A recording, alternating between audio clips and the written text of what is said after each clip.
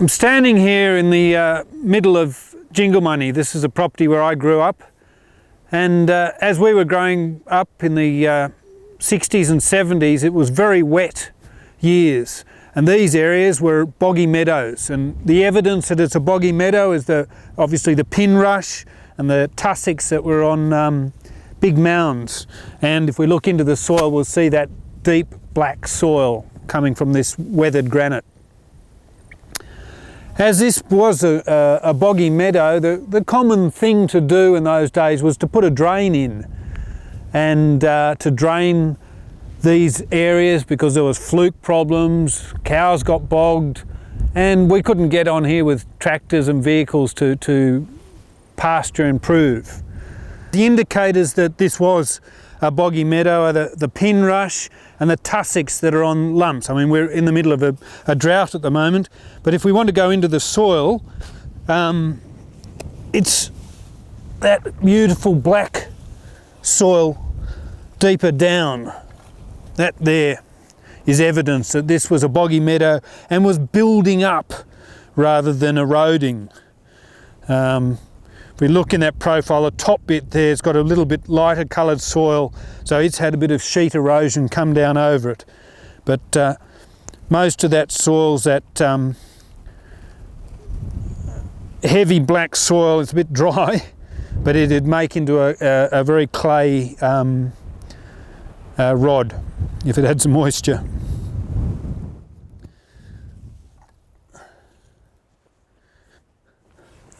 Now what can happen in these boggy meadows is you can get a nick point starting up, and there's a small one just over here. So I'm standing here in a nick point that's eroding up into that boggy meadow.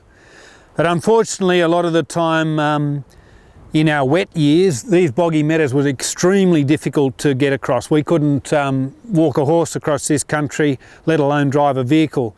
So it was common practice to put a drain in, and if we swing the camera around, I'll show you where my father put a drain in the 1950s, and it's drained the landscape very well.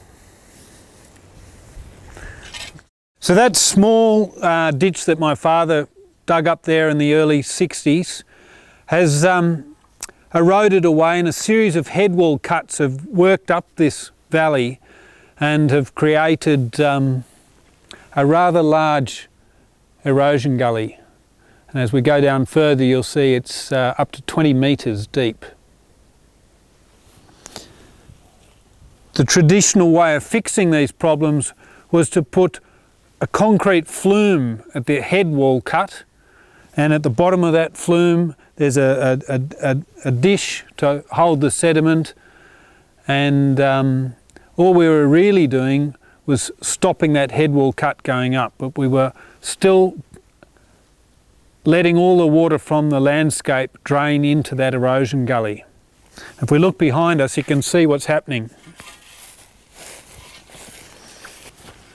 So if you imagine this landscape used to be full of water right to the top, a boggy meadow had hydrated this whole landscape. Now with this incision through the landscape, all the water that hits the top is running down through the profile and draining out the bottom. That's taking all the nutrients right out of the system. Instead of the soil building up, it's eroding and degrading. This erosion gully has developed in my lifetime. When I was a young boy, I used to be able to jump across the top between the two sides of this drain, and now it's washed out to this, and it's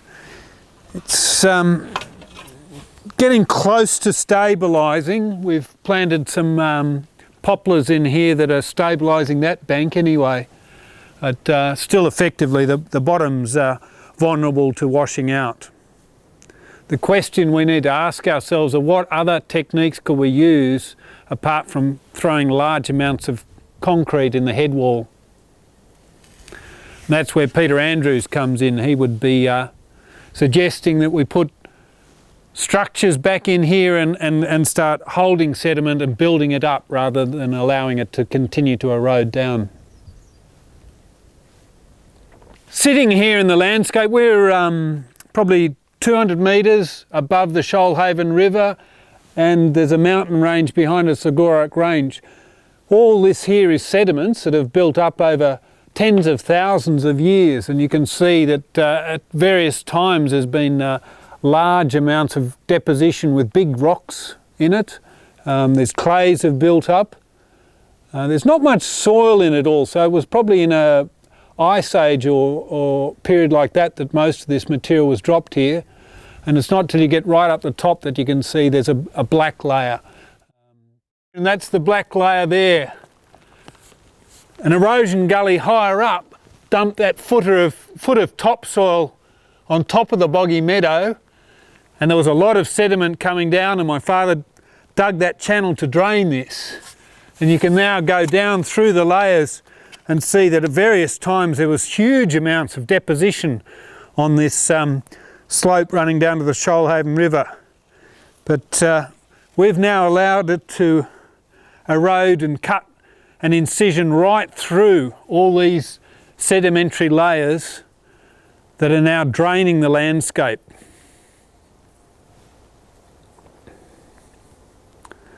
So if you think of it, any water that lands on top of this landscape now is just going to run down till eventually it hits the lowest point in this erosion gully and heads down, taking with it more silt to the bottom of the Shoalhaven River.